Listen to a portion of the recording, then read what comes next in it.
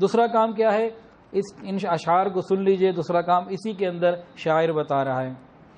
ایک تو تڑپ ہے اس کی، بلا لو اب تو اے آقا ٹھہر جانا نہیں اچھا، بلا لو اب تو اے آقا ٹھہر جانا نہیں اچھا، تڑپ کر یوں دل مستر کا مر جانا نہیں اچھا۔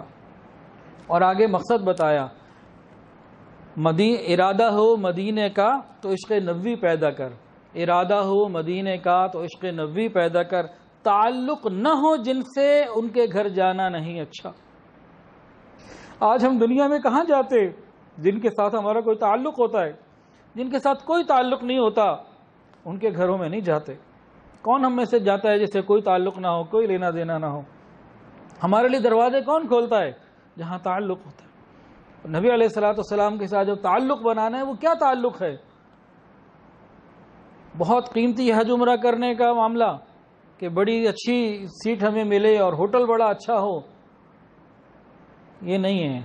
نبی علیہ السلام کے ساتھ قلبی تعلق، ارادہ کر کے جائیں، اللہ آج کے بعد حضور پاک صلی اللہ علیہ وسلم کی ہر سنت اپنی زندگی میں لاؤں گا، سر کے بالوں سے لے کے پاؤں کے ناخنوں تک نبی علیہ السلام کے طریقوں میں ڈھلوں گا، آپ کے اعمال کو میں اپناؤں گا۔ یہ تعلق ہے۔ اگر یہ نہ کیا پھر ہمارے سفر میں بڑی کمی آ جائے گی۔ محروم تو انشاءاللہ پھر بھی نہیں ہوں گے، لیکن قبولیت کے درجے میں فرق آ جائے گا۔ ہم یہ ارادہ کریں نبی علیہ السلام کی محبت میں حاضری کے لیے کہ ہم آج سے سنتوں کو عمل کریں گے، ابھی جانے سے پہلے ارادے ہو جائیں اور سنتوں کو گن گن کر تلاش کریں، چن چن کر تلاش کریں، اپنی زندگی میں ان کو لے کر آئیں۔ یہ ہے نبی علیہ السلام کے ساتھ تعلق۔ اللہ اکبر کبیرہ۔ اس لیے جب بھی حاضری ہو تو عشق نبی کو مانگنا چاہیے۔ کسی نے کیا خوب کہا، اے عشق نبی میرے دل میں بھی سما جانا، مجھ کو بھی محمد صلی اللہ علیہ وسلم کا دیوانہ بنا جانا، جو رنگ کے رومی پہ راضی پہ چڑھایا تھا، اس رنگ کی کچھ رنگت مجھ پہ بھی چڑھا جانا۔ جس نیند میں ہو جائے دیدار نبی حاصل، اے عشق کبھی مجھ کو ایسی نیند سلا جانا۔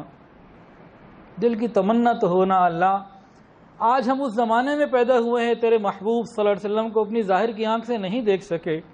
اللہ اب ایسی نیند کبھی عطا فرما دے کہ رات کو نبی علیہ السلام کا دیدار نصیب ہو جائے۔ گنبد خضرا کا دیدار نصیب ہو جانا یہ بھی سعادت کی بات ہے۔ خواب میں نبی علیہ السلام کا دیدار ہو جانا یہ بھی سعادت کی بات ہے۔ تو انسان اللہ سے مانگا کرے، جس نیند میں ہو جائے دیدار نبی حاصل، اے عشق کبھی مجھ کو ایسی نیند سلا جانا۔ قدرت کی نگاہیں بھی جس چہرے کو تکتی تھیں، اس چہرہ انور کا دیدار کرا جانا۔ یہ تمنا تو ہونا۔ ان اشعار میں شاعر نے ایک بزرگ کا ذکر کیا، جامی، مولانا جامی رحمۃ اللہ علیہ۔ ان کا بڑا عجیب واقعہ ہے۔ یہ مدینہ طیبہ حاضری کے لیے چلے تو حاکم وقت کو کسی حکومت کے بندے کو نبی علیہ السلام کی زیارت ہوئی۔ نبی علیہ السلام نے فرمایا اس کو میرے پاس سے آنے سے روکو۔ انہوں نے روک دیا۔ وہ پھر رات کو کسی وقت موقع نکال کے نکلنے لگے، پھر نبی علیہ السلام کی زیارت ہوئی، روکو ان کو۔ انہوں نے پکڑ کے جیل میں ڈال دیا، بند کر دیا۔ چند دن کے بعد نبی علیہ السلام کی دوبارہ اس حاکم کو زیارت ہوئی۔ نبی علیہ السلام نے فرمایا اب اس کو آنے دو، یہ کوئی مجرم نہیں ہے، مفہوم عرض کر رہا ہوں خلاصہ، یہ کوئی مجرم نہیں ہے، یہ تو میری محبت میں دیوانہ وار ایسے آ رہا تھا اور ایسے اشعار لے کر آ رہا تھا، ایسی تڑپ لے کر آ رہا تھا، اگر یہ یہاں آگے پڑھتا تو مجھے چاہیے تھا کہ میں اس کے سامنے آ جاتا، اس سے ملاقات کرتا یا مصافحہ کرتا، اس قسم کا مفہوم۔ اب ان کو اندازہ ہوا کہ یہ تو عام آدمی نہیں، یہ تو معاملہ ہی کچھ اور ہے۔ پھر ان کو باعزت جو ہے وہ روانہ کیا، پھر وہ مدینہ کی طرف روانہ ہوئے۔ علماء لکھتے ہیں اس کے اندر حکمت یہ تھی کہ وہ چند دن جب جیل میں رہے نا، تو وہ جو ایک شوق اور جنون اور طلب تھی وہ وہاں جا کے اس میں کمی واقع ہو گئی، حالات اور پریشانی کی وجہ سے۔ انسان ہے، طبعی اثرات آتے ہیں، تو جب وہ لیول کم ہوا تو پھر جانے کا سلسلہ شروع ہوا۔ انہوں نے کچھ اشعار لکھے ہیں ملا جامی رحمۃ اللہ علیہ نے۔